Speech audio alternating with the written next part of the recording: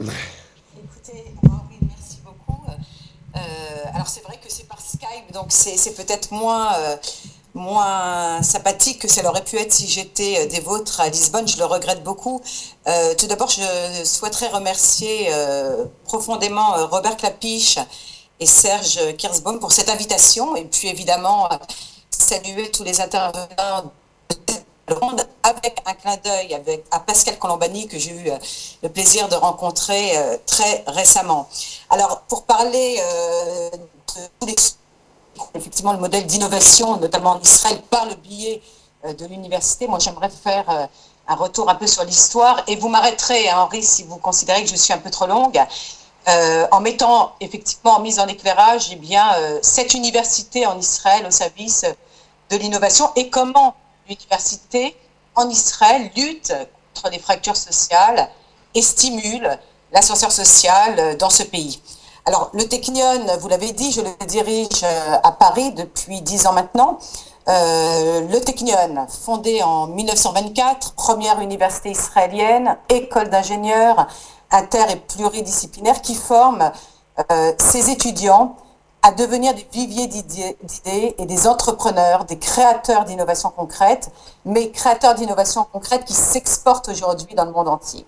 Et effectivement, grâce au Technion, eh bien, grâce aux ingénieurs et aux chercheurs du Technion, c'est devenu cette institution eh bien, le point d'ancrage de l'innovation et du développement de l'économie israélienne. Alors pourquoi Israël, alors que ce pays n'a que 66 ans, est-il aujourd'hui une terre d'innovation, et en quoi l'université, en particulier une université comme le Technion, a-t-elle été et est-elle au service de cette innovation? Alors un peu d'histoire justement, rappelons-nous que ce pays est né sur du sable, dans un contexte d'urgence, il y a 66 ans, et ce pays a rapidement compris que l'absence de ressources naturelles eh bien, l'obligeait à se tourner vers la matière grise de sa population. Autrement dit, miser sur l'excellence de ses cerveaux et sur la matérialisation de ses innovations s'est avéré un pari gagnant pour ce pays et surtout pour son essor économique.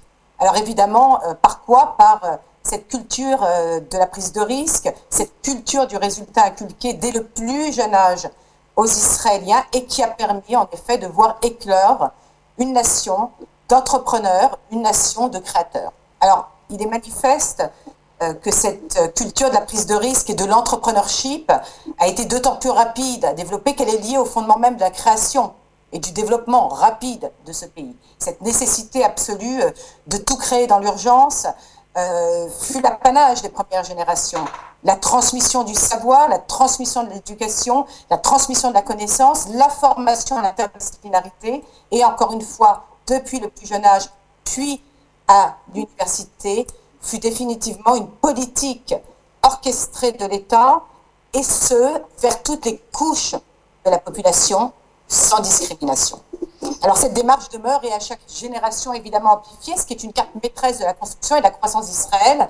Et dans une université comme le Technion, on assure ce process en tant que chercheur de la découverte dans le laboratoire à l'application industrielle et commerciale, ce qui a créé l'écosystème performant en Israël, qui est reconnu aujourd'hui comme la Startup Nation. Alors comment en pleine crise mondiale, parce que nous sommes en pleine crise mondiale, nous en sortons, comment Israël continue-t-il à se développer et à maintenir une telle croissance? Alors, plusieurs raisons expliquent cela. Comme dit, il y a le facteur humain, historique, culturel, qui a généré une politique du concret et du résultat. Mais il y a également le fait que l'État israélien est une terre d'accueil et d'intégration réussie, d'immigration du monde entier, et tout particulièrement dans les secteurs justement scientifiques et technologiques. Et le tout en s'appuyant sur la mise en place de pôles d'excellence capables de rivaliser en attractivité avec les meilleures universités dans le monde via le développement de coopération bilatérale avec les universités, mais aussi avec les grands groupes industriels du monde entier. Alors une question qui me semble aussi importante à répondre, qui rentre dans le contexte, me semble-t-il, de votre conférence, c'est comment le Technion arrive à stimuler l'ascenseur social en Israël. Alors le Technion développe moult programmes dans ce domaine-là, notamment dans des programmes d'aide à l'éducation et à la formation des plus démunis. J'en citerai un qui s'appelle le programme Atidim, qui est un programme gouvernemental et qui s'applique à toutes les universités du pays, pas simplement le Technion, qui alloue des bourses à nos étudiants qui viennent de couches socio-économiques défavorisées, mais détectées en amont avec un fort potentiel, et ce qui est le plus important, sans distinction d'origine ethnique, israélien d'origine occidentale ou israélien arabe. Un point important de ce programme, c'est que la détection s'effectue depuis le collège, voire même avant.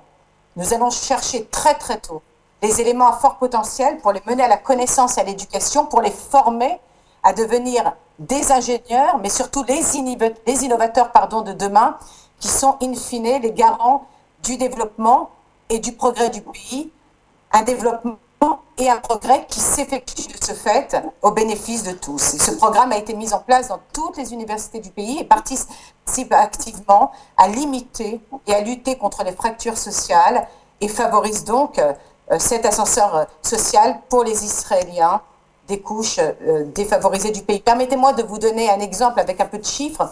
Vous n'êtes peut-être pas sans savoir que le Technion est situé dans le nord du pays, à Haïfa, et nous avons, qui est une ville mixte, une ville où habitent dans un être ensemble, Israéliens et Israéliens occidentaux, donc Israéliens arabes, et nous avons au Technion une population étudiante de 25% d'Israéliens arabes qui ne se posent même pas la question du être ou du vivre ensemble. Ils sont citoyens israéliens, point c'est tout, et beaucoup expriment d'ailleurs leur reconnaissance à l'institution qu'est le Technion pour leur avoir permis, ce que sans nul doute ils n'auraient pu trouver dans d'autres pays de la région, emblème de cette jeunesse israélo-arabe du Technion qui participe au rayonnement du développement du pays. Et je citerai mon ami le professeur Roussamaï, qui a été énormément médiatisé, qui est l'inventeur de ce nez électronique, qui est porteur de nombreux espoirs dans le diagnostic précoce du cancer. Nous avons signé, il n'y a pas si longtemps que ça, un laboratoire international associé avec l'INSERM, avec Roussamaï de la faculté donc de génie chimique du Technion, et puis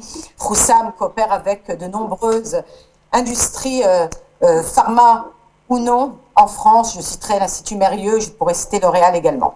Donc si je devais définir la méthode du succès, je dirais que la sélection par l'excellence sans distinction d'appartenance, de religion, de sexe, a été d'abord une absolue nécessité pour le pays afin de se développer, qui est devenu des facteurs un ascenseur social pour de nombreux Israéliens aujourd'hui, est devenu, je dirais presque, une philosophie de vie, tous unis autour d'une même énergie vitale pour continuer à bâtir, à construire une société innovante. Et le moyen reste évidemment l'éducation, sur quoi la société israélienne investit beaucoup, considérant que l'éducation est le maître mot du ralliement des uns et des autres dans nos différences, mais aussi dans nos ressemblances, et donc dans la cohésion du pays.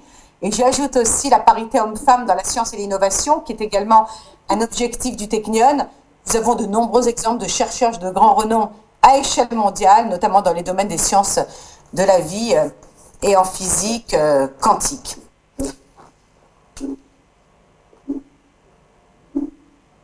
Je peux continuer, Henri?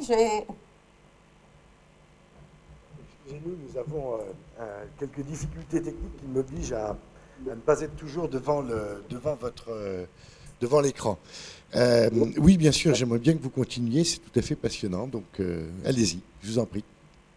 Alors, je continuerai aussi, je pense que c'était important de l'aborder, sur les enjeux géopolitiques et l'aide aux pays en voie de développement que peut apporter l'innovation israélienne. Alors, je pense que Israël a très vite compris l'importance de l'aide au développement des populations limitrophes, le partage des ressources naturelles comme l'eau et la stimulation de l'émergence d'une économie forte dans toute la région.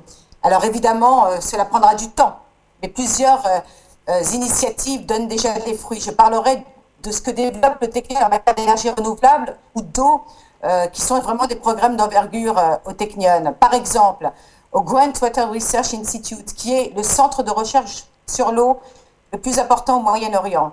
Des pompes à eau et à énergie solaire, des techniques de dessalement d'eau de mer, des programmes de traitement des eaux usées sont développés. Toutes ces technologies innovantes sont également utilisées dans les actions humanitaires dans la région et dans les pays en voie de développement. Dans le domaine de l'eau, il faut savoir que nous avons été les premiers en Israël à entamer les discussions avec nos amis voisins sur le traitement et le partage de l'eau dans la région. Et cette année, un accord entre Israéliens, Jordaniens et Palestiniens pour la construction d'un canal est en train de se construire, reliant la mer Rouge et la mer Morte, qui a pris forme, et ça pour empêcher l'assèchement de cette dernière, c'est-à-dire de la mer Morte. Et ce pipeline, qui est long de 180 km, permettra d'acheminer près de 200 millions de mètres cubes d'eau par an. Permettez-moi également de mentionner un autre programme innovant qui est le système d'irrigation révolutionnaire goutte à goutte qui a été utilisé, imaginez-vous, pour la première fois dans un kibbutz dans les années 50. Après des améliorations, ce système permet aujourd'hui de délivrer des quantités très précises et nécessaires aux cultures directement dans leurs racines pour leur croissance. Et cette technologie d'utilité majeure est devenue incontournable aujourd'hui dans les milieux à climat aride et désertique, car très peu de pertes d'eau dues à l'évaporation et de nombreux partenariats internationaux ont été développés en Afrique, et notamment avec le Sahel, le Sénégal ou encore l'Ouganda. Et j'ajoute aussi un autre programme dont je suis très fière, qui est un programme qui s'appelle UNITWIN, qui est une chaire que nous co-dirigeons, nous le Technion, avec l'UNESCO, et qui permet aux ingénieurs du Technion de former les populations aux enjeux du développement durable dans les pays d'Afrique et au Népal. Et je ferai peut-être avec un autre aspect qui est très important en Israël, qui est l'aide et le secours humanitaire. Parce que c'est majeur. Et d'une manière générale, Israël a toujours considéré, considère et considérera l'action humanitaire comme faisant partie intégrale de son rôle dans la communauté internationale. Je prends un exemple, le fameux, et vous le connaissez peut-être, robot serpent du professeur Alan Wolf, qui est une innovation technologique majeure du Technion qui sauve des vies dans des catastrophes naturelles, mais aussi dans des opérations chirurgicales. Nous avons d'ailleurs présenté le robot serpent au président de la République, à M. François Hollande, lors de son dernier voyage d'État en Israël en novembre dernier. Autre exemple, en termes de sauvetage humanitaire, des équipes de sauveteurs israéliennes ont été impliquées ces dernières années dans un grand nombre, malheureusement et hélas, de catastrophes naturelles, notamment à Haïti, en 2010, quand l'île a été frappée par un tremblement de terre effrayant. Et une équipe de près de 240 personnes, dont 220 hommes et femmes de l'armée israélienne, accompagnés d'une vingtaine de civils bénévoles, spécialisés dans les recherches et sauvetages, ainsi que l'aide au premier secours médicalisé avec l'hôpital de campagne, a été envoyée pour participer à toutes ces opérations de sauvetage pour extraire, malheureusement, les victimes ensevelies sous les décombres. De même, en 88, en République soviétique d'Arménie ou encore en Turquie en 99, Israël a répondu, malgré d'ailleurs les tensions qui existaient à l'époque entre les deux pays. Et puis d'autres exemples de pays malheureusement aussi ravagés par la guerre, pendant les guerres en Yougoslavie, au Rwanda ou lors du conflit au Kosovo. Israël a accueilli des réfugiés, mais aussi envoyé des aides humanitaires dans les régions. Je conclurai en disant que dans cet aspect-là d'action humanitaire, et depuis sa création, c'est-à-dire 66 ans maintenant, plus de 140 pays ont pu bénéficier de l'aide humanitaire internationale israélienne, ce qui est vraiment un point d'or pour ce pays.